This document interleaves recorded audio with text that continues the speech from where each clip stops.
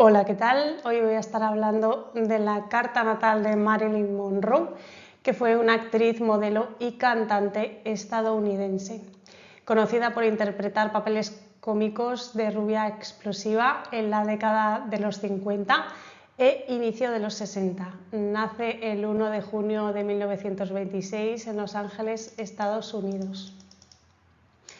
Como veis, destaca la media cometa formada entre Quirón, Júpiter y Lilith, señalando un aprovechamiento de situaciones ventajosas en ciertas épocas de la vida, pudiendo crear dificultades a la hora del desarrollo personal y sincronizando épocas de alto rendimiento económico y social, implicando comunicación y asociación efectiva con los demás.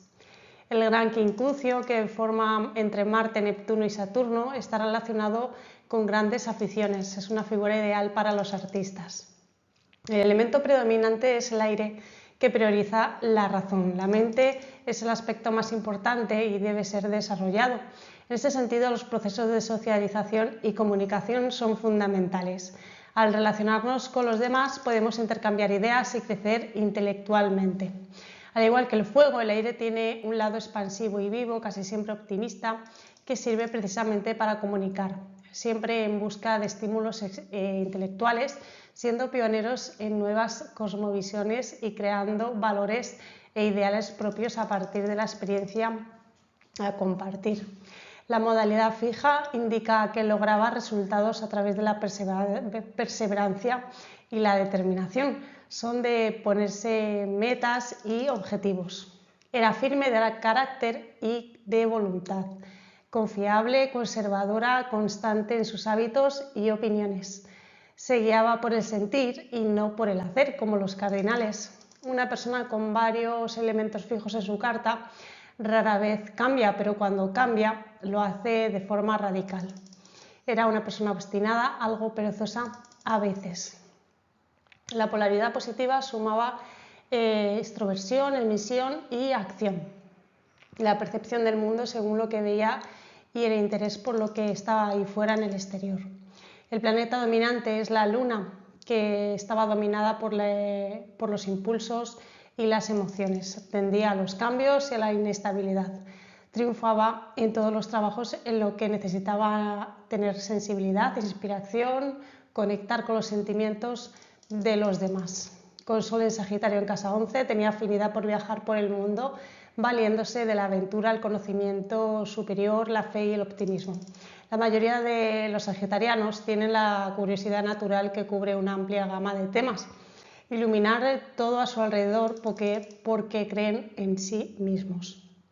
Tenía buena intuición, más creativa, independiente, desafiante, solía decir lo que pensaba, valoraba el intercambio de ideas y no aceptaba muchas imposiciones.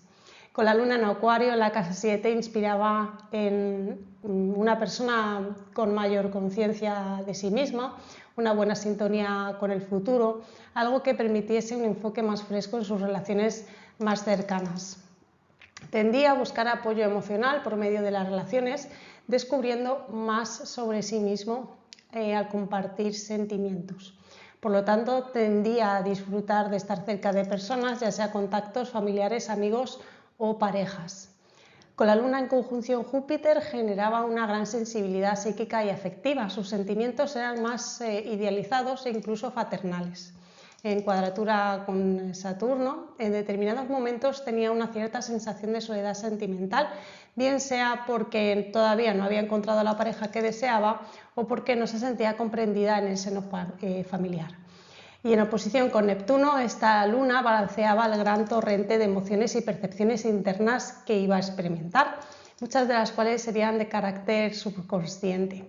Le costaría en ocasiones analizarlas o saber exactamente a qué se debían esos estados de ánimo tan cambiantes. Con el ascendente en Leo, irradiaba seguridad en sí misma, pero esta confianza podía tambalear si se cuestionaba sus valores fundamentales. En esencia, enfrentaba el mundo con determinación. Tenía la capacidad de elevar el ánimo de quienes la rodeaban y destacaba en áreas como la comedia y las artes escénicas. Esta cualidad también se refleja en su estilo de vestir, que solía ser a la moda y con un sello propio bien definido. En cuanto al amor, la luna en casa 7 tendía a llenar sus vacíos emocionales y encontrar seguridad por medio de la pareja. En el camino de su vida podía surgir varias oportunidades, asociaciones y personas que trajeran crecimiento. Sus relaciones, de hecho, podían ser una fuente inagotable de desarrollo para su conciencia. Con Plutón en casa 11 llevaba a la nativa a mantener relaciones emocionales muy intensas.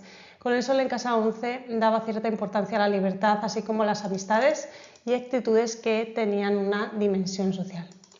En cuanto a la profesión, Escorpio se encuentra en la casa 2, su apego al dinero y los bienes materiales le hacía por lo general muy trabajadora. Con Capricornio en la casa 6 indicaba que quería las cosas hacerlas a su manera. No le gustan las sorpresas ni los cambios repentinos, prefería todo con un buen plan y seguirlo al pie de la letra.